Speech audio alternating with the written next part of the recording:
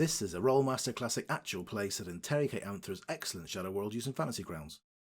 You can find session summaries, items and characters on World Anvil, where our campaign is called The Praise of Old Men. You'll find links to that and our other forms of media for our sessions, as well as an index of this episode in the description. As usual, this episode has jump cuts to keep the runtime down. Previously, Sylke lost her fight with a shadow entity which now possesses her. Despite the companion's best efforts, the new owner was able to use the magician's considerable arcane talents to evade capture, running off into the murk of the demon city of Tarek Nev. The hunt for the last artefact must be suspended while she is chased down and somehow restrained. This is your overview of the city. If you remember, you're at this large courtyard. If I call up that map, this is kind of where we left things last session. You had found a gold embossed runic circle, some sort of either summoning or warding circle. Cautiously, you approach this circle with Acor, for example, the archer hanging back, his wingman, that stout dwarven fighter, Snarkle, also hanging back. It was left to Cran, as usual, and Victoria to approach. Cran, sensing that something was up, didn't penetrate the inner circle and stepped back. Unfortunately, Sylke, with a mind of her own and something of a rebellious, inquisitive streak, just ran straight into the circle.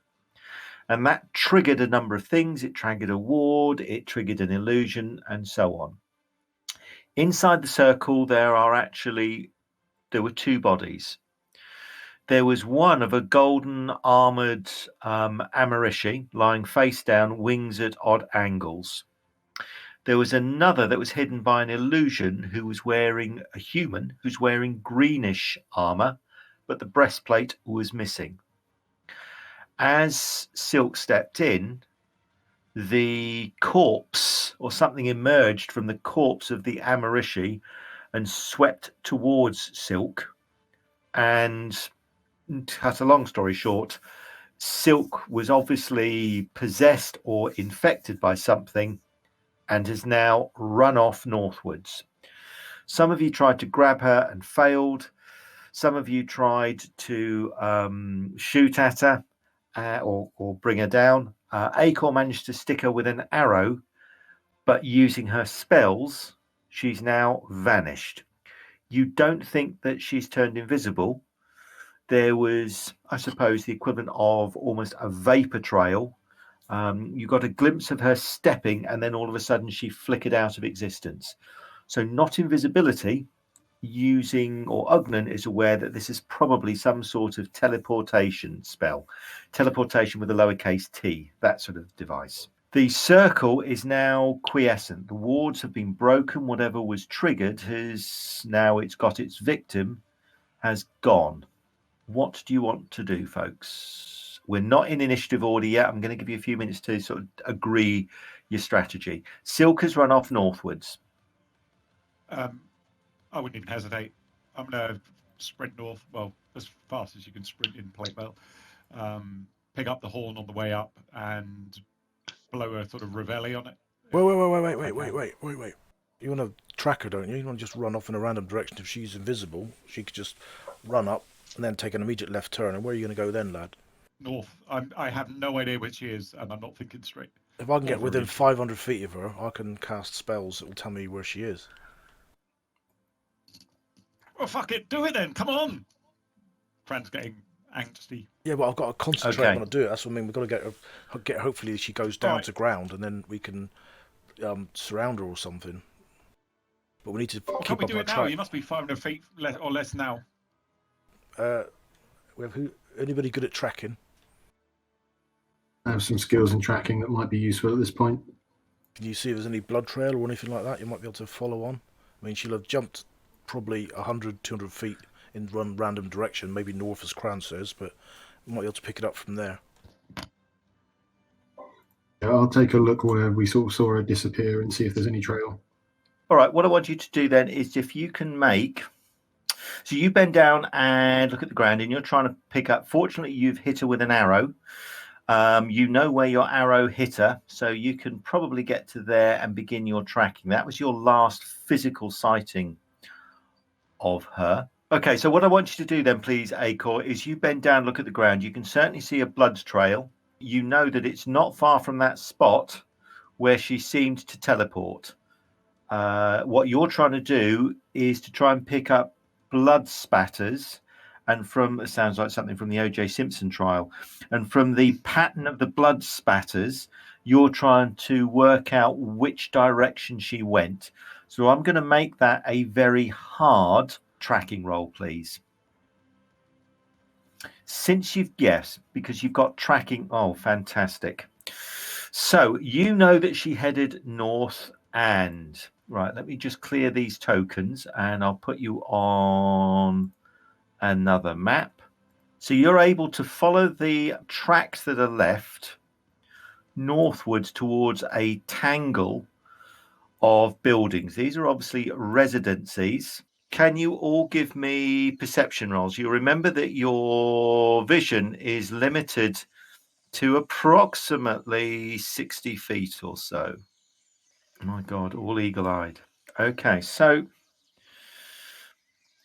you can see that there's a small tower, and you can see that there is a fountain ahead of you.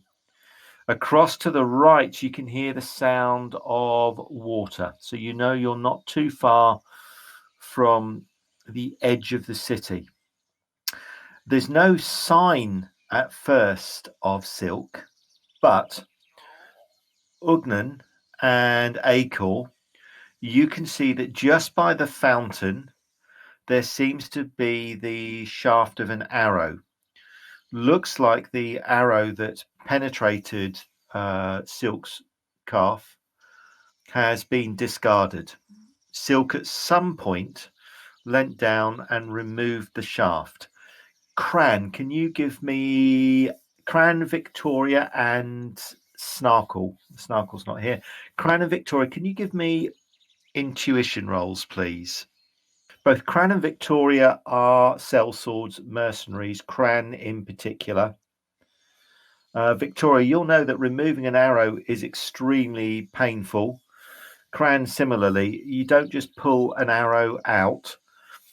Acor's arrows, we'll say, are barbed arrows. So the only way to remove the arrow is to push it through, snap the arrowhead off, and then pull the shaft out the other way. Now, that obviously runs risk of infection, doing more damage, and so on. So you have to be sure that when you push the arrow through, you're not going to plunge it through a vital organ or through an artery.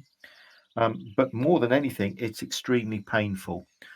And Cran and Ugnan, and Victoria, you'll know that as brave as Sylke is, she's not one who enjoys pain.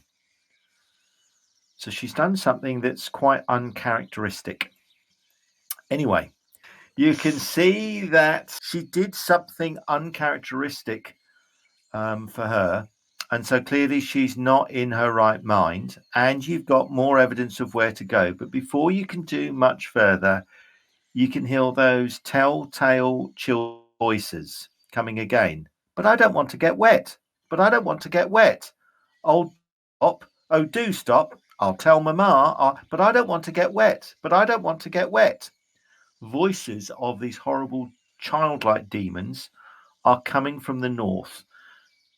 But just underneath their babble, and they sound like quite a number, you can hear the sound of a whip being cracked. There's no sign of Sylke at this moment at all. What do you want to do? Should we head round northeast, get around them beyond where their children are, if we can? I would just keep running because she's going to be moving fast. Do the tracks say anything, Acor, to say where they're going? Is it straight through that noises? Acor can make another tracking roll. It's going to be another very hard tracking roll. If it was perception, I'd say it's extremely hard or sheer folly, but it's tracking, which is a narrowed skill. You've got blood. Difficult to tell. Certainly northwards. Probably, yeah, certainly northwards. As regards where those sounds are coming from, he's no idea. He doesn't know whether it's coming from that direction or not. Acor is a little bit unnerved by the sounds of those children. Because remember, he's not heard this noise before. Don't This really know, is big fella. new to him. I don't know if it's worth getting round, not having a fight, or losing the track and just having a fight. Let's go straight then. Well, I don't know. The sound of the whip sounds like there's something big ahead. Oh, Silk's found a level. Stop it. You know the black murk? Is the black murk ahead quite thick like it was before when Cran met that last giant flame-wreathed demon? No, it's not. No, it's not as thick. So remember, you came across those two sort of warding demons, which really seemed to be. It looked like their function was just to stop you going forwards. They were just really there to stop you making progress. They were there to sort of block your way and things like that. No, these demons don't sound. Or sorry, the murk is not as thick as they were. It's up to you lot, and I don't mind patching you up. Just depends if you want to fight or go round. I know nothing of this, so I'll go with what you recommend. Victor? I think we should go straight. Let's see what these boys are like. Yeah, I agree. Let's go straight. Okay. So as you get a little bit closer, so as Acor leads the way a little bit closer and you step round the vegetation, you can see three of these creatures kneeling down, and it looks like they're pulling at something, but you can't see what they're pulling at, but they're babbling away in exactly the same way that all of these horrible creatures have. One of them is talking about getting wet. One of them is talking about not being able to favorite toy, and another one is talking about where mummy is. Oh, where's mummy gone? Where's mummy gone? Where's mummy gone? Over and over again. They look to be about 8 or 9, but you know that age is just complete deception.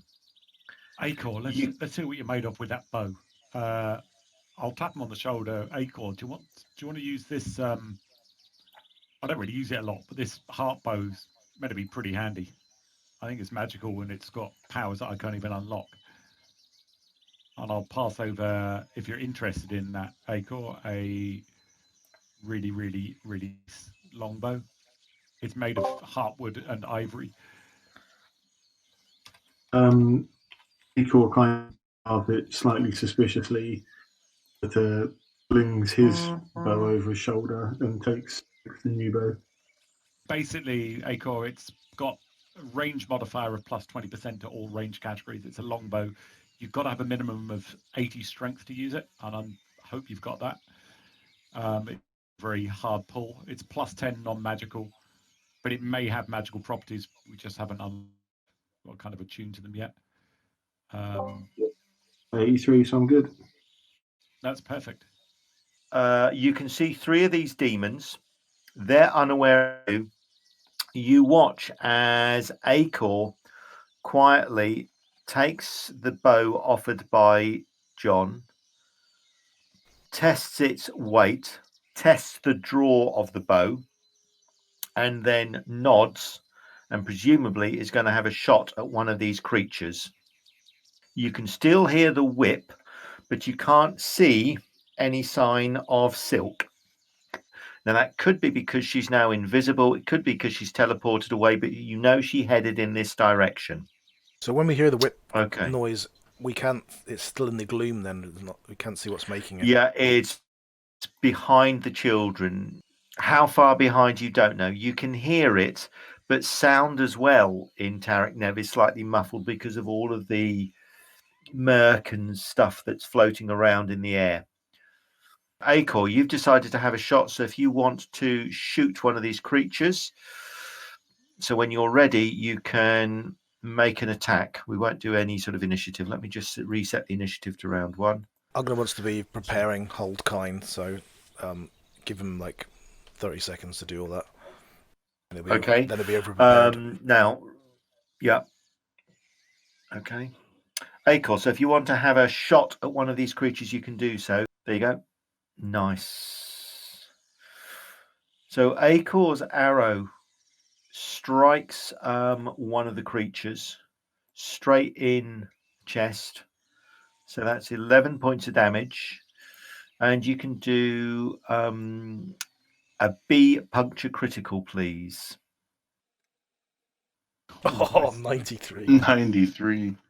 Ooh. He's pretty handy with that. Okay. So the arrow takes the creature.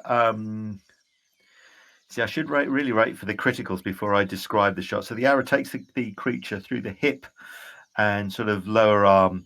The thing immediately squawks and topples over backwards as the arrow almost fixes it to the floor. The other two creatures jerk their heads up and start staring into the gloom, looking straight towards you.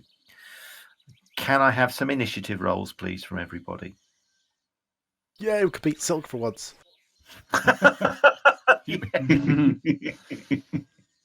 Just to make everybody happy. There you go. Sylke has an initiative of... Actually, Sylke, I need you to make an initiative roll as well, actually, please.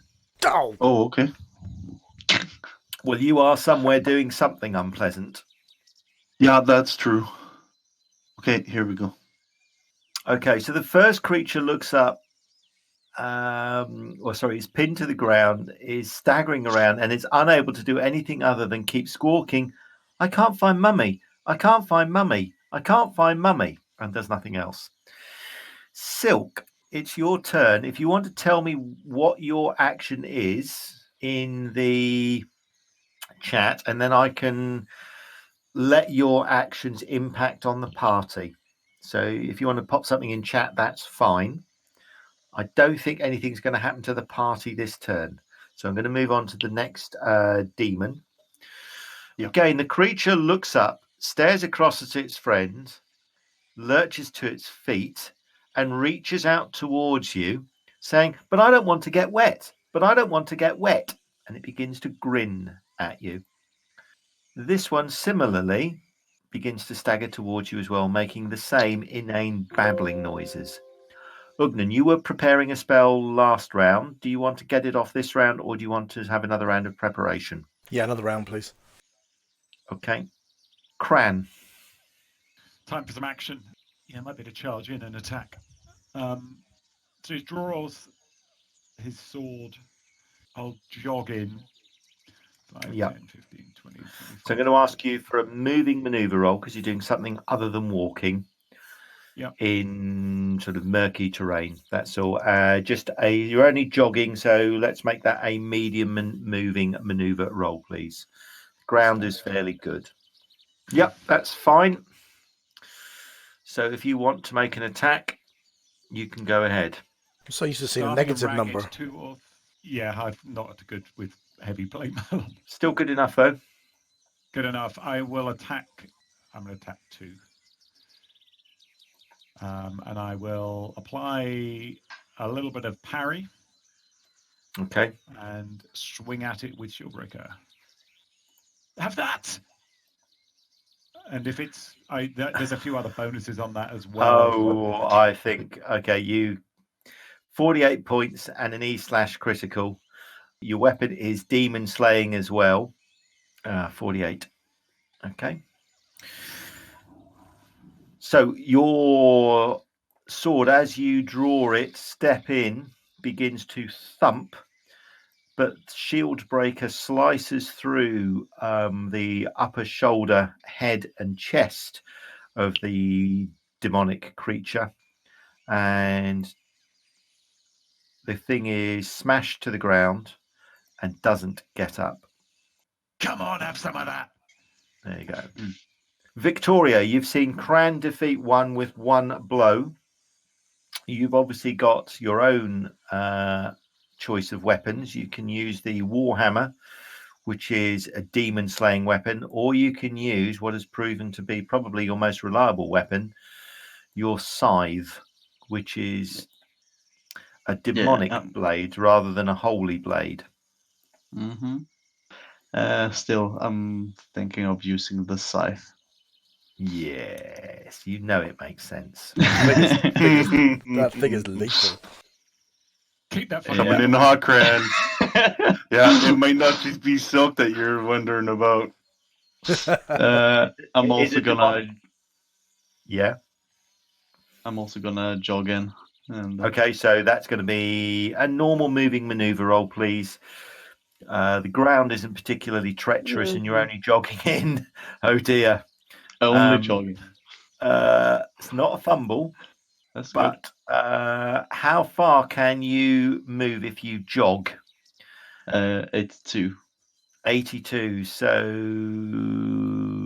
10, 20, 30, 40. You get just within range. So you're still able to make your attack. Just. The ground is... Where did those vines come from that Cran avoided? And the bench and the gazebo. Oh my God! And the picket fence. What is this? Dread gazebo. But you still get there. Hard life. Off you go. Ooh. Nice. Okay. But still not quite as good as Cran. You're getting up there, though. Oh, I forgot to add 15 to that. Okay. So yeah, that's number 3. So that's crunches into the demon for 30 points of damage.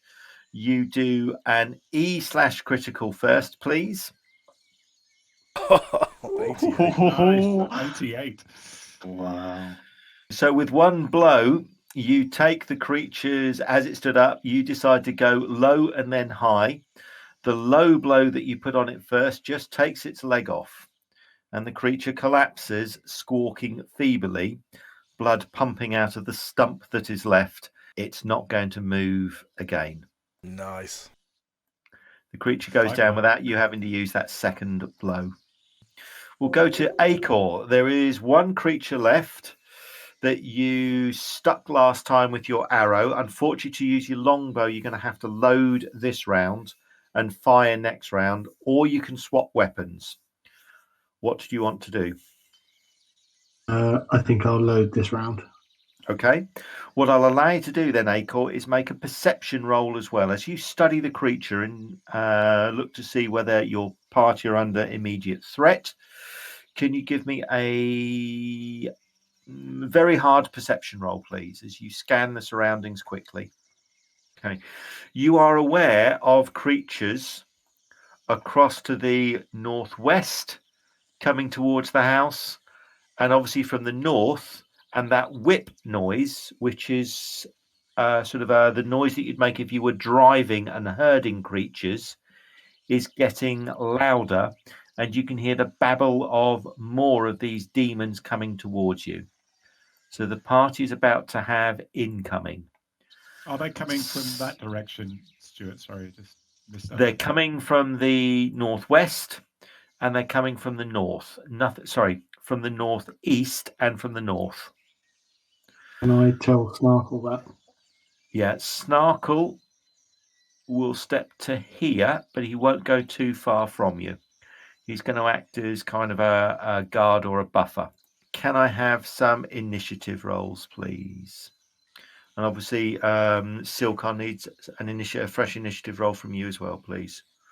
Yep, you got it. So we'll start with Sylke. You can tell me what you want to do in chat, and you can tell me when you want to cast that spell. Look out. There seems to be a large number of these small demonic children in quite a tight group. Thank you. I'll resolve that a little bit later, Sylke. Yep. If you don't mind. Thank you. Yep. So you can see more of these creatures, and they seem to be quite packed together. You remember that these are individually, as you've just seen, they're not particularly strong, but one bite is quite a powerful and potent anesthetic that can knock out even the most powerful of people. Ugnan, I never thought I'd say this. You're the first to act. I'll be working out. He's going to delay his action after all that anyway. The shock is too much. Yeah. Oh my god! I know. Yeah, that's right. Okay. He's going to delay until the end of their action because he just want to see if anything comes from the north. Okay, so Cran, it's your turn. So I think I was on a 15 initiative. Yeah. Okay, Victoria, protect the flank, and then I'll shout, "Oi, dwarf! What's your name? Snarkle! Get up here next to me. Let's try and close this gap off in this building." And I'm gonna step there. I think the one ahead of me is pretty badly wounded still, isn't it? Yeah, it's damaged. It's hobbling to its feet and beginning to reach out towards you. Okay. I'm gonna put all my defense onto. The names are too long. I can't actually. They all look the same. I'm assuming that's worked, and I will attack one with the shield breaker. Yeah. Oh, that's not very good. It's enough. I took it with the back, just bounced off the wall as I was. So that's okay. So that's 30 points of damage. You get to do your critical as well, which is since it's demon slaying, high open-ended, a 70 is brutal strike through the foe's heart. Another 20 hits, foe dies immediately. Add 10 to your next swing. So the creature, as it staggers to its feet, you stab shield breaker through its heart, killing it. Nice. So down it goes. So these things are not putting up much of a fight so far. It's when they bite you. Until they bite you. And then you're in trouble. Okay, so Victoria. Victoria's going to move up to number 7. Okay. And attack. That's another 30 points. And again, you've done an E/critical. Crikey, 91. Oh my god. Hey, why don't you help out? Yeah. Why doesn't Victoria do something, for God's sake? Okay, so Sever, this time you almost cut it in half. Remember that a scythe is a reaping tool, and you are certainly reaping these. Children. Yeah. Ever fancy being a teacher? That's right. No, not really. My mother is okay, Acor, it's your turn. You've got your bow strung. The only one that really you've got a line of sight for is child number 8. But you can certainly have a pop. Vision is difficult, so I want you to apply a -10 to your dice roll, please. Okay, I will go for number 8 and I will take the -10. Thank you. And let's do this. Okay, that is on number 8. That is still 12 points of damage, and you get to do a B puncture, please. So another arrow flies through the air. Unfortunately, it flickers through some bushes and really does nothing more than just graze the creature's forehead as it ducks at the last minute. Snarkle will step up beside you, Cran, as you suggested, and ready his axe, but not do anything else. Let's have some initiative rolls, please. And this time I'll try and get this right. Okay, so the creatures actually, for some reason, move around the building. So the first creature moves around the building. The second one moves around the building. They stare at you. They're aware of you, but the whip noise is quite loud now, and you can see that there's a telltale sort of flicker as part of it whips out. And let me show you that one. There looks to be a tall humanoid creature, clad in dark clothes, but wearing an outlandish sort of floppy hat. And he brandishes a whip in one hand, and he's got what looks like a long spear in the other. He sees you as well, and he looks at you, Cran, and you, Snarkle, nods, and then moves his herd around the other side of the building. Well, let's not fight them if you don't have to, lads. Sorry, Victoria and lasses. Ugnan, what do you want to do? I want to cast Whole Kind on him, but I hear what Cran says, so again he delays and just watches what's going to happen. Okay. Victoria, the creatures are coming around the side of the building. They're being driven by this tall humanoid with the outlandish floppy hat. Yeah, Victoria also heard what Cran said, and will stay where she is. Okay, Victoria holds her position. Cran. Oh, charge. Cran? Yeah, right. I just wanted them all to myself. Cran's just going to walk up to there, and he's gripping his sword and just looking at the large demon's eyes to make sure he's still going around the building, but ready to attack if he needs to. All right, Cran, can you first of all give me a channeling resistance roll, please, in the tower? Was foolish. No, when did a bit of foolishness ever stop us? Okay, thank you. Then can you give me a perception roll with no penalties? So as you get closer, you think you can see something moving in the murk beyond the creature. About 40 feet beyond the creature, you can see what looks like a slender humanoid figure in robes gesturing towards you frantically, pointing at you, almost trying to shoo this creature towards you. But the creature isn't having any of it, and he continues to drive his herd, as it were, around the building away from you. What you can also see, Cran, is he glances towards the 3 bodies of the demons that you've slain so far. Is there anything else you want to do? Cran will just shrug nonchalantly as he looks at the bodies, and then he'll say over his shoulder, "Hey, I don't know. It could be Sylke up here. There's a thin humanoid, like 40 foot up beyond this big fucker, and I think that may be her." And then I'll just keep kind of in a defensive stance. Okay. Wait for people to catch up. Come on, let's get up there. Snarkle joins you as well. Acor, what do you want to do? Do you want to reload and hold your position, or do you want to close up? The others are now beginning to get... You've got Ugnan for company, but the others have now moved away from you. What do you want to do? I'm going to sort of reload. Can I reload and move to about sort of here? Yes. Yeah, that's fine. Okay. Ugnan cancels his spell and just runs up. Well, actually, yeah, he will run up. Good Lord, man. Just calm down. No time for running yet. Okay. Let me just clear all.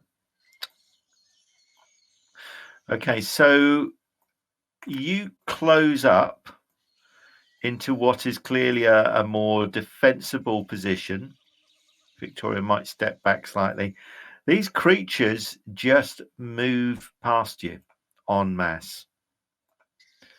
They show interest in you, and clearly they want to turn and, well, attack you, feast on you. But whatever this large demonic shepherd is doing doesn't involve you, and it continues to drive its herd along the outer wall away from you, so that soon it's lost to sight as you watch it nervously.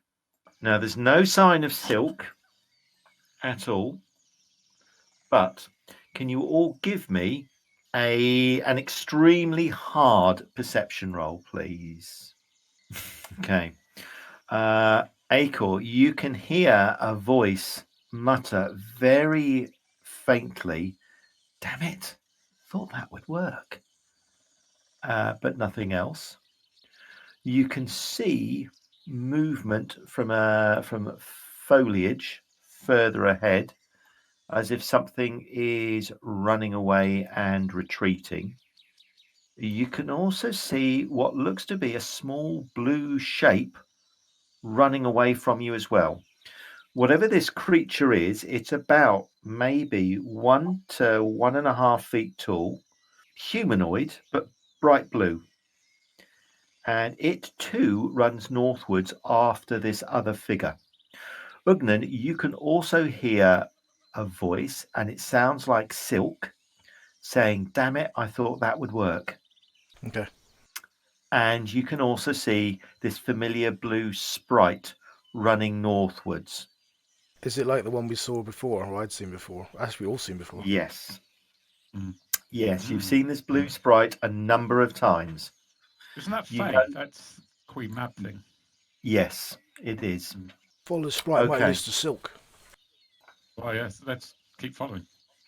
Good idea. Okay. So you go northward through sort of the tangled ruins, and almost every step of the way, you catch a glimpse of this blue shadow. And now that you know what you're looking for, you can quite easily see that it pauses from time to time, looks back in your direction, and then beckons you on. It's leading you on. Perhaps it's aware that you can't track your comrade, but it can. And ahead of you, you can see the ground is beginning to rise up in front of you. You can see what looks like a small hill ahead of you. And on top of the hill, you can see some more buildings. So you've probably got to about here. And you can see the ground has risen to give you this small hill. And there are a few buildings on top of the hill as well. Milling around on top of the hill, you can see a number of these child demons again, but they seem again to have a shepherd with them. The shepherd, though, seems to be talking to somebody. You can see him bent over, but he's got his back to you, so you can't see what this creature is talking to or who this creature is talking to, but he's clearly conversing with something or somebody, taking instructions perhaps as to where to take this horde. No sign of Sylke, and the blue fey creature that you've been following has vanished, but it's led you to this hill. So the creature is probably about there, talking to somebody, and there's some more of these sort of demons, sort of childlike demons, waiting to be driven somewhere. The blue fey creature that you followed has stopped and vanished. Presumably that means Sylke is somewhere. So do you say we can't see who the shepherd was talking to at the moment? No, you can't see what the shepherd is talking to because it is too massive in terms of width. Whatever it's talking to, whoever it's talking to, is on the other side of that ruined building that you can see, which is on top of this curved hill in front of you. What'd you say, Ugnan? Something behind the wall. Can't see anything. Need to get up behind that wall as quick as possible. All right, let's take this fucker out here, and you try and. So 2 people try and get behind, and the other 3 try and take out these demons. Then why don't you and Acor take a shot and then try and go around the flanks of the wall? Then you do the same, and the other 3 of us will go straight down the throat of this damn thing. 3, 2, 1, go! Okay. Okay. And then I it says, did sorry. not ever expect to hear you get that right in correct numerical order. 2, 1, 3, go. That's right. Yeah. Harsh, but fair. Yeah. Okay, can I have some? This is going to be interesting. So Cran has just told you what the plan is. Let's see if any of you can remember what the plan is. Initiative rolls, please, and no discussion as you charge in different directions. Oh, I like it. I like it. This is a tough GM. All right. So the demons are unable to do anything. Sylke, I'm going to skip you. I'm going to skip these. The demon now begins to straighten up. Ugnan, what are you doing? What did Cran ask you to do? He said, "Bruh." Something like that. That's right. Because I was too busy measuring distances. So I'm going to do exactly what he must have said, which is I'm going to use my shield to leave 100 feet. Oh, nice idea. I think it should take me about here. Okay. So I think I'm just going to ask you to activate that spell and not go wrong. So you use your leaving ability, don't you, on your shield? But what I'm going to do as well, Stuart, is I'm going to pop a Zolzandura as I do it. A Zolzandura gives me haste for 3 rounds. Okay, good. Oh. Nice. Stargate. Yeah. Gotcha. Oh dear. Thank God I took Zolzandura. Yeah. Okay. So hold on a minute. So you're going to take the herb, which speeds up your actions. Mm-hmm. Then you're going to cast a spell. Yes. Right. I'm going to give you a break here. I'm going to assume that to activate your item on your shield, it's just a word. What my ruling would be, under the action of haste, if you're trying to incant a spell, I'd add to your fumble range. Because you're clearly speaking really, really quickly. If you see what I mean. And you could mumble the words, but that's not going to come into play because you're activating a shield item, and I assume it's got something as simple as, I don't know, Expelliarmo or something like that. Yeah, but it's going to come with the next thing I want to do. So I'm so embarrassed I said that. Okay, so off you go. Just make a regular spell roll just to not fumble it by dropping the shield on your foot and going, fortunately, the magic word is bugger it. Yep. So you appear and suddenly think, there's a lot of creatures here. Is there no Sylke there then? There is no sign of Sylke. Well, actually, give me. So as you arrive, give me a sheer. Give me an extremely hard perception roll, please. So you land, see the creatures, have a quick look round, and you think you can see Sylke. Can you see the tower towards the northeast? You thought you could see Sylke heading towards that tower, not too closely followed by that blue sprite that seems more and more agitated as it runs across the ground. Not that Sylke is that large, but never mind. As Sylke runs across, that blue demon jumps up and down from time to time, waving its arms, clearly quite agitated and worried, nervous, frightened, or maybe excited as to what's going to happen next. Cran. Cran is going to run straight up. So a jog is a medium maneuver. Yes, I'm going to give you. Well, I'm going to make it because you're trying to jog uphill as well because you're going up that slope. So that's going to make it hard, but I'm not going to add anything more to it. Hold on. So that's an addiction factor. Oh, God. I'm addicted to like speed, I think it is. Oh, God. Oh, my God. Cost? Hold on, I'm just What's the checking. bulky cost of that? 70 gold. 70 gold each. How much? You're already addicted to draff. I know, baby. Oh, my God. What an expensive habit. As an heroic party goes, you're all junkies. Yeah, you've hit the expensive one there, though, by the sound of things. Oh, I'm just baby. looking at this. So, Ugnan, when you laugh, cry, or bleed, you glow red like a campfire. Yep. And you're addicted to Draf and Zulcendra.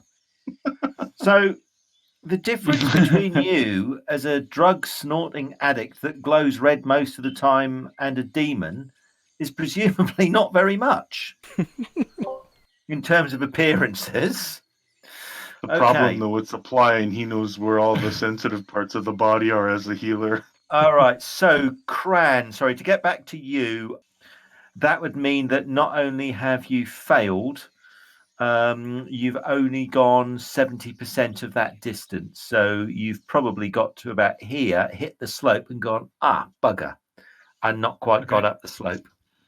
I will parry against the large demon, though, with seeing that I wasn't going to make it. I'll do a big parry. Okay. We'll go to Victoria. I think I'm also gonna try and jog up to the demons. You guys are so heroic, aren't you? We'll You just rather than get- running. Yeah, we'll do a leisurely jog, bit of a walk, stop to pick some berries on the way. Sprint. You tried to run in No. of armor.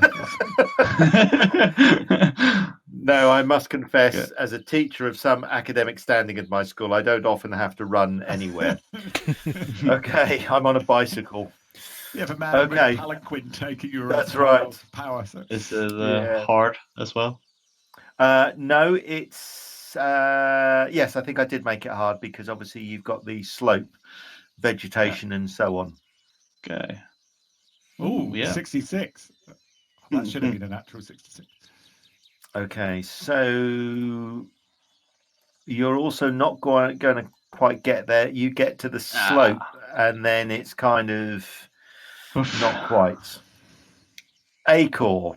So your two companions have gone off at the run to try and close up, but the slope that they've encountered is a little bit steeper than they first assumed, and they're struggling to get up with their weapons out.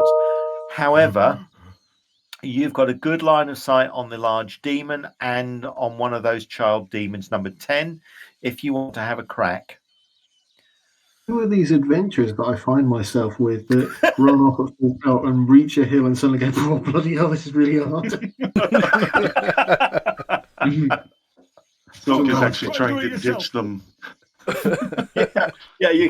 Unfortunately, your attempt to shoot is impeded by Acor pulling on your arm, going, "Fuck 'em, let's go home. This is crap." Okay, I'm gonna go for the large demon. It will know you're there. There we go. Ooh. Good. Fumble.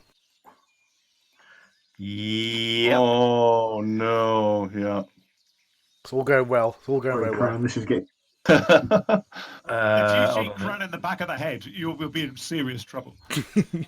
Oh, actually, yeah, it is a missile weapon, so there is a chance you could shoot one of your own party.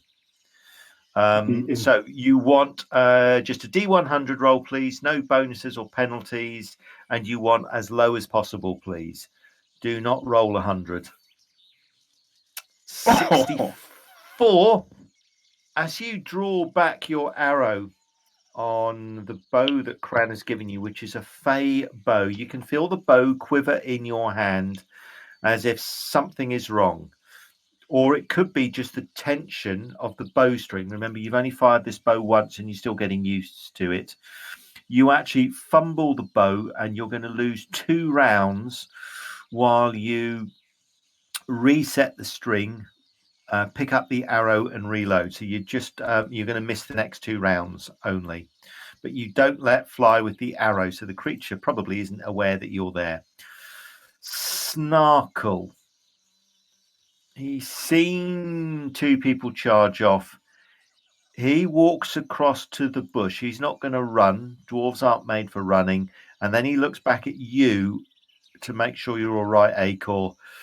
He can see that he's in touching distance well. Melee, closing distance of Cran and Victoria. So that will be his round. He's not going to go too far. Okay, Sylke. You're in that tower.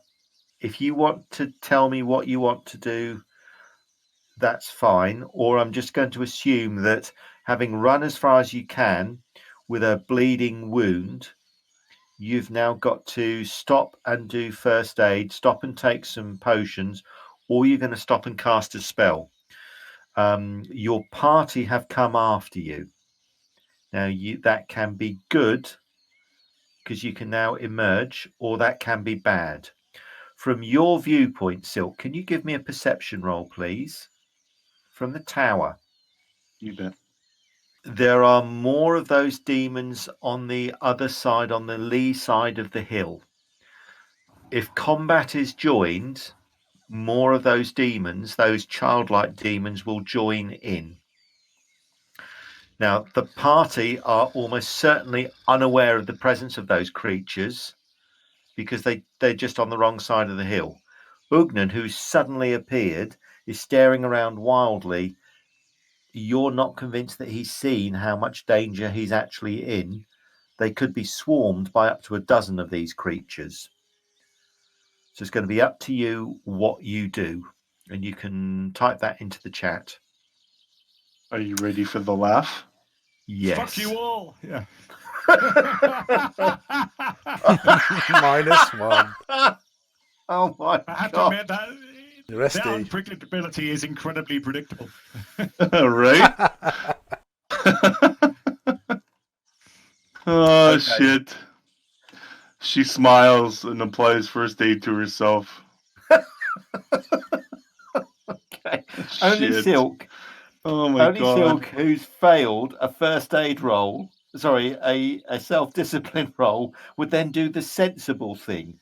Most Yeah. people, if they fail a self-discipline roll, would do the unwise thing. Sylke, being who she is, does the wise thing. All right, Sylke, let's give me a first aid roll. And that's it. That's her turn. Yeah, that's not going to do anything. All right, let's have some initiative rolls. Look at that, Ugnan. Almost there with you. Oh, bugger. Not quite close to Sylke, though. Sylke, you've failed to stop the bleeding. You can see that there are more of these demon things, which I've just not put on the map now. It just bloats the combat tracker and slows the game down. Yeah. There are about another half dozen of these creatures all to the north of Ugnan, and they're beginning to move towards Ugnan, scenting the air. Remember, these creatures, their eyesight isn't very good, but they're sniffing the air, and you can see they're flicking out their human tongues, but they're clearly scenting the air as well with their tongues, as well as sniffing it and smelling it, and they're being drawn towards Ugnan. Right. On the other hand, you're bleeding heavily.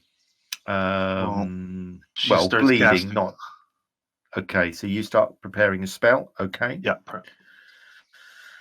Right, the creature steps up and is aware of kind of the pounding of the feet and the, oh, bugger, as you hit the slope. He turns and looks at you, Cran, and looks at you, Victoria, and just frowns. And then he puts his head on one side, Victoria, and looks not at you, but at the scythe that you're carrying. And his eyes go a little bit wider. He drops the whip, leaves one hand on the what looks like some sort of spear that he's carrying, and he reaches out with the other hand and begins to walk towards you, Victoria, but he's focused on the scythe. He wants the scythe. Okay. Or a hug. Or a hug. Could be a hug. Or a hug, yes. He just wants to, he looks at you, Victoria, and says, come on, let's hug it out. Come on. Okay. Unfortunately, Ugnan, these creatures, though they're weak, are very quick. And one comes running towards you, muttering to itself, and it tries to bite you, I'm afraid, because that's what the sort of thing that they do. This one obviously forgot to put its dentures in and fumbles its bite. Yes. Oh, nice. It bites its lip. That one comes running towards you but won't get to you yet. That one, number 10, comes down towards you, Victoria. Yep. So one of the creatures almost tumbles down the hill and runs towards you, Victoria. and tries to bite you. Misses just. You step back just as its tiny little teeth graze your knee. Now, the bites are not damaging. It's the venom that they use, which is the thing that is quite worrying. They're easy to kill, but if they start biting at you, you could be in trouble. One goes at you, I'm afraid, Ugnan, and it's attacking you from the rear as well. I'm parrying against that one. Are you parrying it? Yeah, I've got that in the combat tracker. Oh, okay. That's number 6, is it? Yeah. Okay, right. In which case it won't be. It won't be attacking you from behind unless you're doing some sort of bizarre parry maneuver. Shield behind your head. And I'm afraid it manages to sink its teeth into your hand. As you try and parry, that's 17 points and a B/critical. So I'll roll the B/ first as it bites at your hand. Oh, 64. Okay. You jerk your hand, but it still manages to catch you across the forearm. Like that. And can I have a poison resistance roll, please? That's fine. Nice. That's fine. You've eaten worse plum pudding. Okay. The other creature, though, also comes at you, and it will try and bite you, Ugnan, as these things swarm over you. That one also manages to sink its teeth into you. Okay, and the B/ is 49. So that also catches you on the hand. You've got a parry next round, and you take another 4 points of damage. Can I have another poison resistance roll, please? That's fine. You are made of much tougher stuff. Ugnan, it's your turn. Though you are stunned, you can still move and try and extricate yourself from this situation. Yeah, and I'm hasted as well, so I get 200% action. Yeah. So I'm going to try and leg it towards the tower if possible. Yeah, that's fine. Give me a moving maneuver roll, please, because you're moving through some bodies as you just run past them. Oh. I'm stunned, that's what the negative is. Oh, right. Oh. So you manage to get to about there. Well, if I'm hasted, can I not wait for the one round for the stun and then run in the second round when they're not stunned anymore? Or does it not work like that? No, so the way haste works is what you could do is stay here this round. Because you'll get a bonus. You should get a bonus to your initiative because you're hasted. Yeah, I'm gonna have you move to there, as because I think you should have gone first, which would have given you the opportunity to avoid some of those attacks.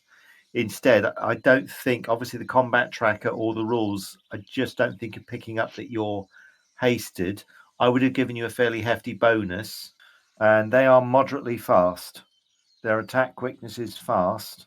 So I think if you're hasted, you would be faster than them. So you should have had something like a plus 30 bonus to your initiative, which would have meant I think you'd have avoided some of that damage. So I'm going to have as some sort of compensation. I'm winging this a little bit, Ugnan. I think you'd have got to there. Okay? Yeah, I don't mind. Yeah, it's fine. It's good. That's the best thing I can do to kind of compensate, because I think you should have had a bonus to your initiative. All right, so Ugnan, you stagger out of the way. Cran, you can move in and attack this creature quite normally, no moving maneuver roll. But because it's on slightly higher ground than you, I want a -10 to your attack roll, please. Did Cran notice that Ugnan had been surrounded and then broke free, or was it all behind a wall? No, you can't see. Okay. All right, so he'll step in. I'm going absolute gangbusters, not parrying at all this round. After last round, I'm trying to, because I still think Ugnan's surrounded. I kind of saw him being surrounded running up. Yes. So I'm going to step up and attack it. So that's 38 points of damage on the creature. And yeah. He's Isn't got there his a eye on that shiny axe of yours there, Victoria. Keep his hands off that. And obviously it's a holy weapon. Sorry, demon slaying weapon. I'm sorry. Not a particularly good critical. With a 5. Another 20 hits. I'm afraid. Oh, hang on a minute. I do nothing. additional critical. The additional damage on critical hits is 5 by multiplying the creature's level by the degree of severity of the critical. A equals 1, B equals 2, C equals 3. Okay, so this would have been an E critical. So it's 5 times the normal concussion damage. Okay, 5 times. So that's another 100 hits on it. And that is enough to knock the creature to the ground. Down it goes. Nice. Okay.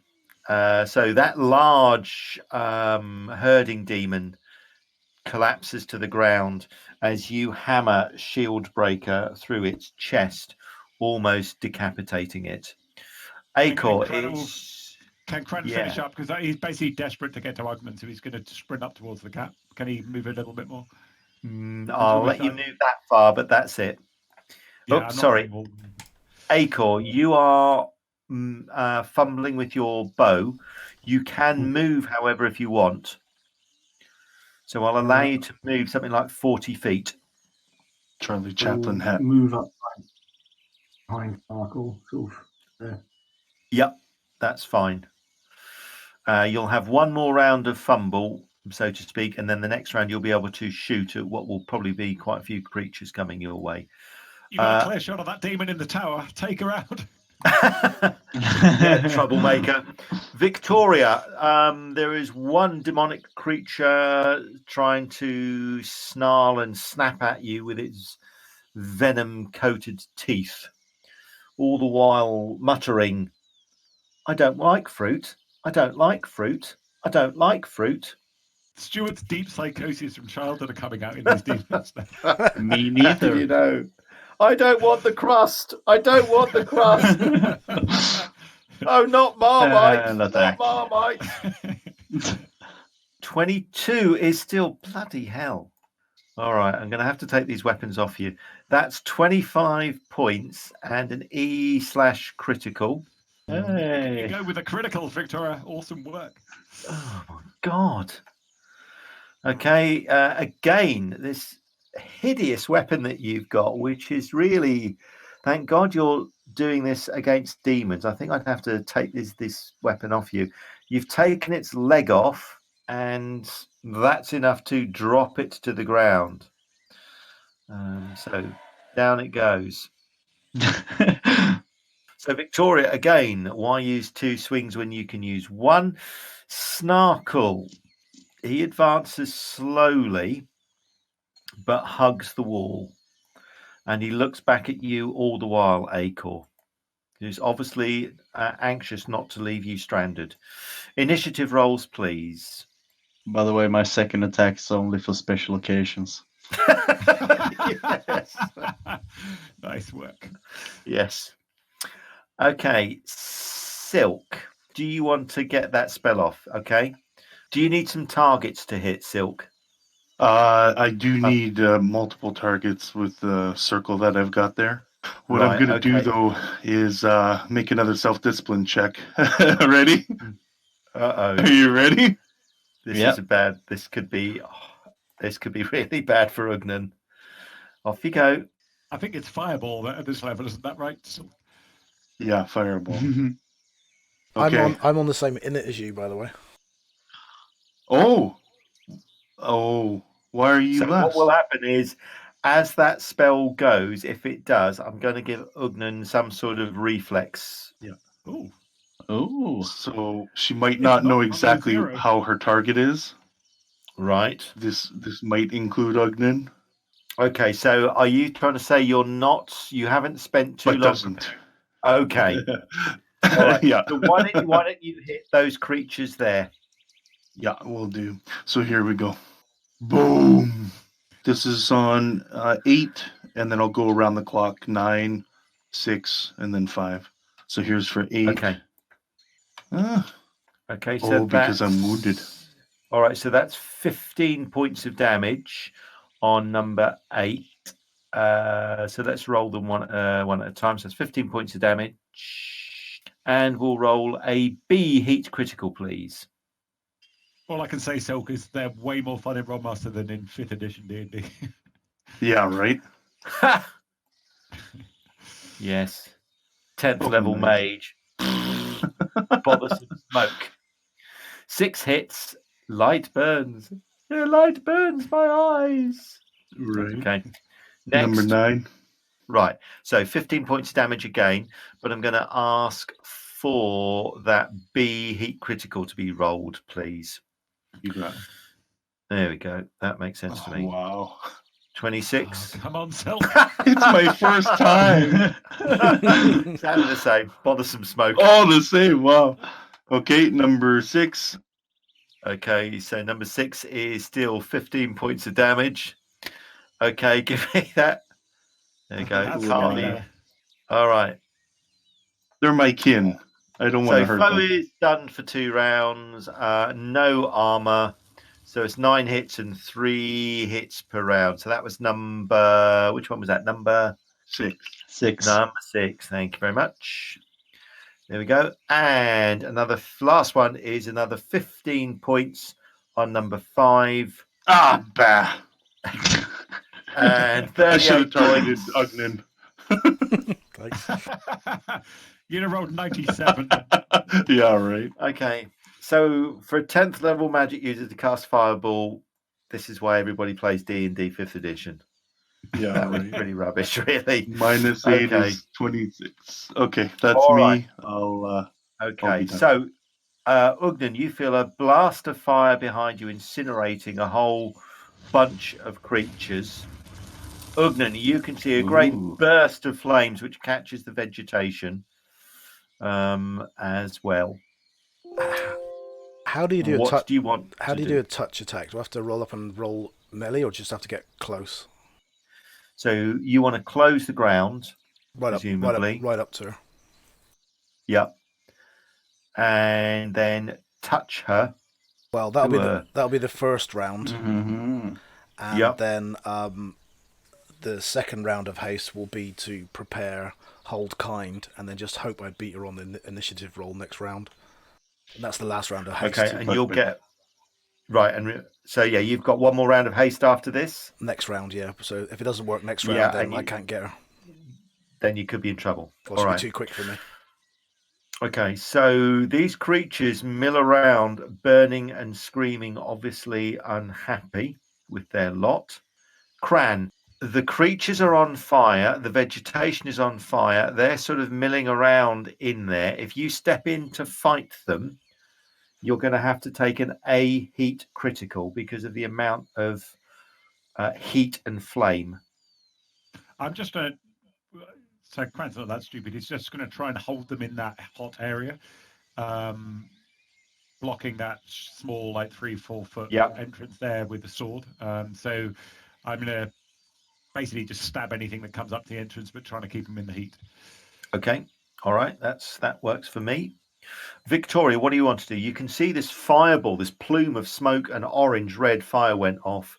You can see the demon shrieking, and you can see Cran sort of crouched in front of that opening with shield breaker rather than in sort of a two-handed shoulders back swinging stance. He's almost got it ready in front of him like a lance or a spear, looking to stab at anything that comes through. What do you want to do? I want to try and move around and see if I can see where Ugnan went. Okay, so you can make your regular move, at the end of which I'll give you a I'm going to ask you to make a card perception roll, please. That's just -10. Sure. Right, you can see where Ugnan has gone to the tower, but you can't see Sylke, I'm afraid. Okay. All right. And Acor, what do you want to do? You've got one more round you can move. Next round you can start firing your arrow if you want. I think I'm probably just going to sort of follow along behind Arkle. Okay. So Acor, you close the ground. You will be able to fire next round. Victoria's clearly intent on that tower that you can see. There's something obviously of interest there. Snarkle will join. Snarkle will actually join Cran, I think. All right, initiative rolls, please. This obviously is an important one for a number of you. Make sure you've got that plus 30. Beat Sylke, Ugnan. I'll let you go first, Doug. Okay. Come on, roll their bones. Yeah, get some tens, buddy. Snake eyes. Oh. Oh, 8. Yeah. Here we Yeah, go. but I I've can got- roll but- ones. I but can roll ones. No, but I got 5 ahead of you. Gonna have to roll high. There you go. Ready? Ready? Okay, let's go. Nice. Yes! Oh, yeah. Nice. Okay. So, Ugnan. So I say Trying to point out basically what would be that useful. I'm praying to her for the first time, and actually trying to channel actually from her power rather than any just general. Orgiana listens to your response, and she's interested but curious. Now, why does my servant need my help? You've not needed it before. What makes this one so worthy of my aid? She's useful and will be hard to replace. But of what interest is that to me? Then I'll use my own power and you can find another servant. At this point, Orgiana sounds upset and a little bit cross, but she's giving you one final chance.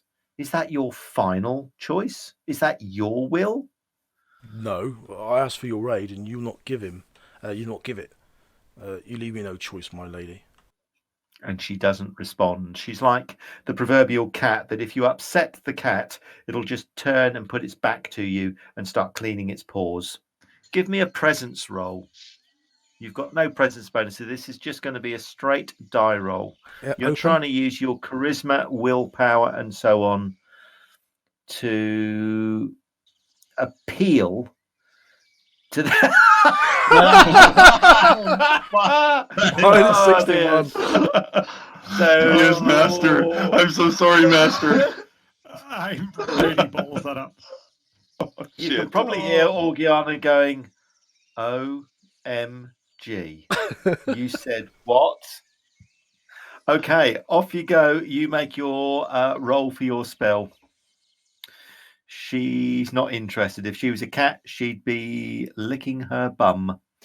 Oh, Off you go. nice. Okay, so flamboyant gestures, flamboyant incantations. It's 5 too much.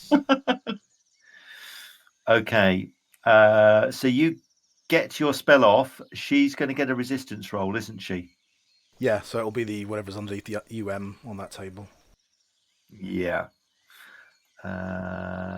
Okay. Sylke, can you give me a channeling resistance roll, please? Okay. You need to get over 35. And is there a negative 55 to this for how we cast a spell or no? No. Oh, wow. Okay. Okay, here we go. Technically, I'm bad at this, so it's 40 now. Oh, God, shit. 100 and something. Oh, jeez. No kidding. God damn it. Okay. So what spell would Yes, you try? Orgiana, I agree, and I'm yours. That's hold kind. All right. So Sylke, I mean, what Yeah. you see happen is, and again, you play this as you want, as the Sylke who you want Sylke to be. Ugnan Right. steps into the ruins, grabs you by the arm, looks at you, and tries to cast some sort of spell on you. Mhm. You react almost instinctively, recoil, snatch your arm away, and step back, breaking his attempt to cast a spell on you. How do you respond to his spell? Yeah, I'll shock bolt him. Of course. I mean, Sorry, there's pal. a 1% chance of that, and you got 100. I know, 1%, right? God damn. Okay, buddy, here you go. Here's your own medicine back at you. Goodbye, This is gonna be nose. another 100. Yeah, this is going to be a top roll now. Where's Could be. the flamboyant gestures and incantations? I'm just kidding. Do what you have You're to not do. feeling that flamboyant. Yeah, no, I'm not. This is just a reaction thing, so she wouldn't be like cognizant of what she's doing. Okay, here we go. Plus 35. Shit. Shock bolt. Oh, that's a nice little roll. Not with that. Not if you've got the Not with armor. 100 and... All right, so Ugnan, Silk's eyes widen, but in a fraction of a second before you are jolted by a bolt of lightning, a white light, blue-white light. Can you give me a perception roll, please? Just a standard perception roll. Silk's normal... Oh, Okay, you see very little. Silk is God, clearly fumbled. not really in her right mind and probably is unaware of what she's doing. Silk, can you give me a B electricity critical, please? 11, 11, 11. oof. That's weird. I just saw one dice roll. Okay, so that's a 37. So those are minor burns. So you're singed, but you still have your nose, and you know Silk is an expert at targeting faces. Cran, the creatures are milling around, burning, but one staggers towards you. So you can stab at it. I am going to stab at it in the face. Have that. Again, that's probably overkill on these poor, pathetic things. That's another 48 points of damage. And the creature collapses to the ground. And I rolled a 78 on the critical. Damn it. I'll tell you what that would have been, just for the sheer fun of it. There you go. Creature collapses anyway. Victoria, what do you want to do? You can see there's a flash of light, and Ugnan ducks and then reels away with some of his clothing burning and singed. I'm gonna run towards the tower and see if I Okay. can help out. Yeah. Moving maneuver or something? No? Yes, please. Yeah. Come on, big roll. So you'll get to about there. Okay. And you can see Silk backing away, looking anxiously at Ugnan, but her hands are up in what is for you a familiar. She's going to cast more spells. She's not giving up. She's not surrendering. Acor, Take you her can down. move and shoot normally. You can see creatures inside the ruin, so you can step up onto the slope and shoot at any of them that you wish. And they're all burning, are they? Yeah. So they're taking sort of small amounts of burn damage each round. You could leave them alone and they'll burn to death, or you could take them out now. Actually, there's another one that I've just got to remove. Do I see the flash coming from the tower? Yes, you do. Yep. I sort of move to sort of here and see what's happening in the tower. Give me a perception roll, please. Just a normal straight perception roll. Through breaks in the wall, you can see Silk retreating to the rear of the tower just before Victoria obscures your line of sight. Ugnan, meanwhile, reels back. He's clearly been hit by some powerful spell. Could be fire, could be something else. You can see he's damping out some small fires on one of his shoulders. His hair is up on end as well, and he's coughing as if smoke. Fire, lightning bolts, shock bolts, something involving a discharge of a lot of energy.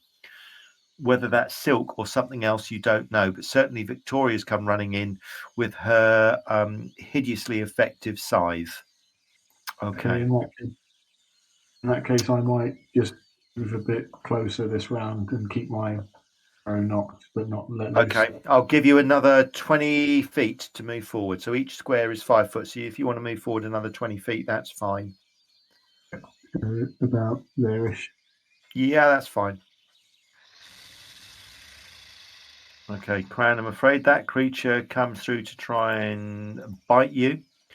It manages to somehow get past your greaves on your leg and hit you for just a scratch. But a scratch is all these creatures need. So that's 1 point of damage, and that's going to be a critical as well, but it's only a tiny.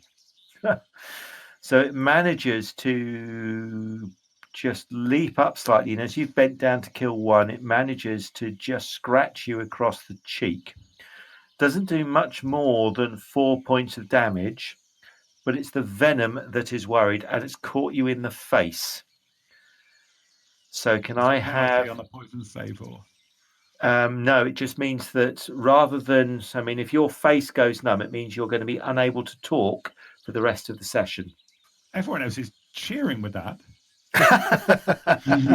So give me a resistance roll, please, Gran. Something over 50, so it's poison. Right? Yeah, something over 50 would do good. There you go. Fine. Oh, fine. Now you know who your friends are. Okay. Yes, indeed. The other creature is going to go off that way. I think they're moving around somewhat randomly. Snarkle, I think, will try and smash this creature, having seen what it tried to do to you. Only he'll do it with his dagger, not that. So that's 23 points of damage, which is number 5, is enough to take it out. So that creature is dropped by Snarkle. Initiative rolls, please. And with Sylke on the defensive and with powerful magic at her disposal, these would be some good ones to not lose. Oh, Ugnan's back to normal speed. That's a disaster. Mm-hmm. Yeah. Oh, shit. Sylke. Okay. Fight, run, give up. It's entirely up to you, as we've discussed. Yes, go on. Self-discipline roll. Ooh, makeup. Ooh. Shit. So she. Oh, it's because I'm wounded. That's why it's much higher. I'm like, what the heck? So she basically looks back and she says, "I'm trying to save you. I'm trying to protect you. Just don't." And she'll run. She'll book it into the fog. Okay, so can you give me a moving maneuver roll, please, as you run wildly northwards, following the wall? You gotta switch back over. Oh, come on! Oh my God! Rolled a natural 100 again, second time in 2 rounds. Bloody Jesus! Oh my God! It's Linford Christie crossed with Ben Johnson, crossed with anything else fast that you can think of. Ugnan's Ben Johnson over the last 3 rounds. Oh, that's true. Yeah, sorry. It's Usain Bolt. So off you go. So you absolutely peg it. So I've got you down there as a jog. Absolutely not. We're going to put you down as probably a sprint. So you can move 270 feet. Yeah. What so she's gone. The heck? So you are basically gone up there. Yeah. Out of sight. Flojo. And you hear her, "Don't follow." Okay. We're trying to save you. I'm trying to save you. Okay. Fly, you fools. Yeah. All right. Creature comes out of the murk and sinks its teeth into you, Acor, I'm afraid. With your bow at the ready, you're not the best placed person to defend. And it manages to hit you for 19 points of damage and an A/critical as those horribly sharp little teeth catch you across an unmentionable body part until I've rolled the critical. 91. Excellent. You've just got to love Rolemaster. It manages somehow, despite being quite small, to leap up and sever your ear. Oh, Jesus. God. Oh. There's a flesh wound. All right. Yes. All right. I'm wearing sunglasses again. No. And that hat is always at a rakish angle. Can I please have a poison resistance roll? You need over 50.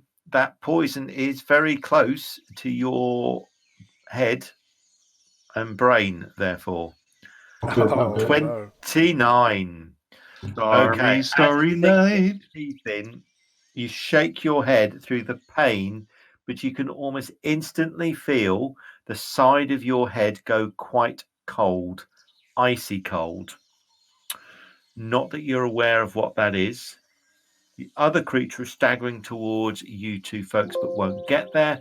Ugnan, it's your turn. You see and can hear Silk to plead with you to leave her alone. She does not want to be found again. She doesn't want to be part of your team. What do you want to do? Yeah, well, I can't run after her in this murk, and I would need to look back on everybody else and see if they've been chewed, poisoned, or whatever. Yeah, so you're just going to put full parries into against number 8 and look Okay. up, and then just use the other eye to look over everybody to see what you can see. All right, give me a perception roll. Oh my god. That's bad by the sound of things. Yeah, you've no idea what's happened to the rest of the party. You are still suffering with the heat. Come down as well from Worried. Yeah, yes, probably worried about what's going to happen to Silk, and also concerned about how you're going to afford to get more of this wonderful herb. I need some orange Victoria, Silk has charged off northwards at a speed that you don't think you can match. And there's another creature lumbering towards you. Yeah, I'm gonna attack the creature instead. Goodness me. So that's 30 points of damage on number 8. And with that E/ of a 42, that almost takes its leg off, but not quite. The damage it's taken from the burn as well from the fireball. Its other leg was almost off. Its arm is horribly burnt and almost turned to charcoal. With the leg injury that you've just given it, it also collapses to the ground, twitches, and then stops moving. Cran, it's your turn. Mm-hmm. There's nothing else moving in front of you. You're uninjured. That's about 50% of my walking movement speed to get to him. It's about 30 feet away. Then you can still attack. Okay. Ugnan, where's Silk? She's buggered off. Stupid elf. There we go. That's better. So that's enough to. That's another 48 points and a / critical. So again, that creature, as you close on it from behind, rather than cutting it, really Shield Breaker is a two-handed weapon. You almost just club the creature to the ground. Flat or edge, it doesn't really make any difference. Shield Breaker is just such a massive weapon, and the creature is smashed to the ground and doesn't even twitch. Again, nice. Acor, Cool. the side of your face is now very, very cold, and your tongue is beginning to just tingle. You know that the creature's bite is either infected or poisoned or something, because the whole of the side of your face is beginning to go numb, and you're beginning to have trouble coordinating your left eye. It's flickering and beginning to close and open without your conscious control. What do you want to do? Can I give a shout grappling? Yes, you can. Yep. Help me, I think I've been poisoned by something. I can still speak. Ugnan, Cran, you can hear Acor call out to Ugnan. Acor's voice is slightly slurred, but still intelligible. You can see it is missing an ear, and he's bleeding from what is a nasty wound on the side. Ugnan! He's lost a fucking ear! Oh, great. I'm going to lose a fucking ear. Snarkle closes and looks desperately at his friend, scans the area, can't see any harm or any threat, And then that's his turn. Okay, initiative rolls, please, folks. I'm still going to go for initiative because of Sylke's actions. Sylke, are you continuing to run, or do you want to do something else? You are fairly confident that you have got away. Yeah, she'll basically well, actually it's self-discipline again. It seems I made it so that if she failed self-discipline rolls, she would actually be present. But I find with more damage, I'm losing them because of that negative mod, so I didn't really think this through, but I'll continue on. Otherwise the demon takes over if I make them. So yeah, she is herself. So she'll keep running. Put as much distance between her and all them. right, So I'm not the going to demon move you can't further touch on the map. You're basically pretty much going to be lost now to the party unless you choose to regather your senses. Can you give me, or Sylke, you're aware that given the state you're in, the other inhabitants of Tarek Nev are ignoring you. Wow. They're not reacting to you at all. Wow. They're neither threatened by you nor are they attracted by you. You're just one of them. Right. One of us. One of us. So you're one of them. So the state you're in, you are free to move wherever you want within Tarek Nev. They won't do anything at all. She's going to go back to the palace. That's all we need to do, guys. We just head back there in about 20 That's minutes. right. Beat me to get to that basalt stone. Well, remember, there's that big basalt stone. Exactly. That's where I'm going. See ya. Ugnan, what do you want to do? Okay, so he's going to pat out the burn, the one per round, as he's looking round to see who's hurt. Notices, well, I don't know, we'll see what he notices, I suppose. Yeah, the person who is probably the most severe, apart from just sheer physical damage, which is you, you heard Acor call out, and you can see the fact that Snarkle and Cran have gathered round. Acor is taking a nasty bite to the side of his face. You probably won't notice the ear missing, but you'll see that there's a lot of blood on the side of his face, and you'll know that these creatures carry a nasty venom, which can knock somebody out within sort of 1 to 10 rounds based on how badly they succumb to the poison. You know, how badly they fail their resistance roll. Okay, what do you want to do? He'll try and get to Acor then. Okay. You can see the wound, you can see the severed ear, and it's clear that given Acor's now sort of not quite staggering, but looking really as if he's struggling to hold his head up, his arms have just gone a bit limp, and he keeps, you know how you do if you've ever gone to the dentist and you've had your jaw numbed, you can't help but be fascinated by the fact that you can scratch your chin and not feel anything. And you can almost see Acor sort of rubbing his face, tapping his face and tapping around his lips, clearly concerned that his head is going numb. Cran, of Sylke, there is no sign. She's gone. Fuck no, Ugnan, we've lost her. Try my best. God, Acor, what? Yeah, you did. She fucking shot you in the head, or tried to. Acor, can you hear me? Sorry, no. Look, it's down here, Ugnan, and Cran will walk around behind and try and look around on the ground where the ear got ripped off. You're going to look the for mouth of some demonic child and then give it to Ugnan. Look, flapping it in his face. Can you put this back on? Okay. Talk into it and see if he can hear you then. Okay, yes. Hold the ear and say, can you hear me? Okay. I'm not going to ask you to make a perception roll to find the ear. That's just going to be embarrassing for everybody when you can't. So you find the... Here we go. Absolutely. Hey! Yes. Okay. The clue was it was in the creature's mouth. Oh. And then he put the creature's trousers back on and said, "Oh, that mouth." Acor, can you give me another resistance roll, please, to see if you can stay conscious? You need to get over 50, please. Sorry, over 55, sorry.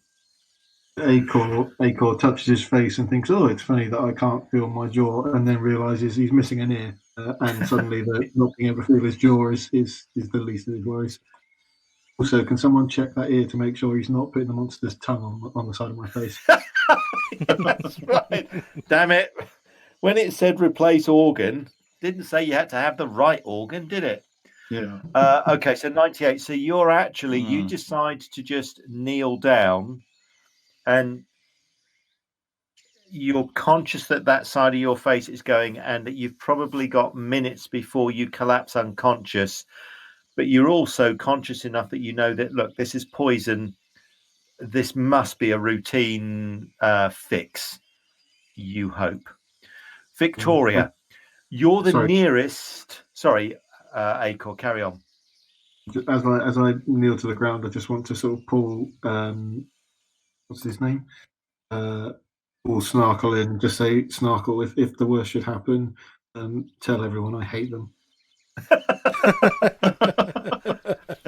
Snarkle looks at you, looks around at the party and says, we haven't been paid yet either. Shh. Victoria. Snarkle is obviously concerned, Acor, because you two have basically been thrown together. So he will stay close. Victoria, you were the nearest when Silk basically charged off northwards. Do you want to go in pursuit or do you want to join the others? I'm not gonna go off on my own. I'm gonna join the others. This little blue sprite appears in front of you and starts and grabs hold of you and tugs you. Now, this is the first time the blue sprite fey creature has actually interacted with anybody, Victoria. It reaches up, and as you turn, you can feel something cool but not cold grab your hand, and as you whirl round with your scythe ready to cut down whatever touches you, you can see what looks like a tiny little blue, perfectly formed but miniature woman. It's only about 1.5 foot tall, is naked apart from what is probably a very, very thin, almost transparent blue gauze gown of some description. It's got long blue hair, perfectly formed, and it tugs at you. And it's got slightly larger than normal eyes, and they're very wide. It looks very concerned. This creature doesn't talk, but it's pulling you by the hand northwards. Hey guys, the blue sprite's here. What? It keeps tugging on your hand. And tugging on your hand, pulling on you, and you're obviously a lot bigger and stronger than it is, and it's desperate to pull you northward. So at one point, it literally braces its feet on the wall and pulls with all its might on your hand, almost pulling you forward towards it. Yeah, I'm gonna try and follow it for a bit, at least. Okay. At the end of that round, you've probably got to about there. Cran, Ugnan, you're probably busy. Acor's busy. Snarkler's busy. Cran, you're the only person who would have seen this as Victoria called it out. Give me a very hard perception roll. And then based on that, I can tell you what you see. Okay, Cran, you can see Victoria call out or hear Victoria call out, and she calls out something about the blue sprite. You can see she's being pulled, and then she moves off. She's following this blue sprite, you suspect, if what she said was correct. Cran will say, Ugnan, fuck, I think the sprite's trying to link Victoria to Silk. I'm going this way. I think we'll stop there for the session, folks. And that is indeed where we're going to leave this session. Oh, so close. So target number was, well, should have been 105, because negative 55 plus the level versus level would have been 105. That would have been, and she rolled 103, but the target number is 35, so there was a negative 70 from somewhere. You know where that came from? Orgiana.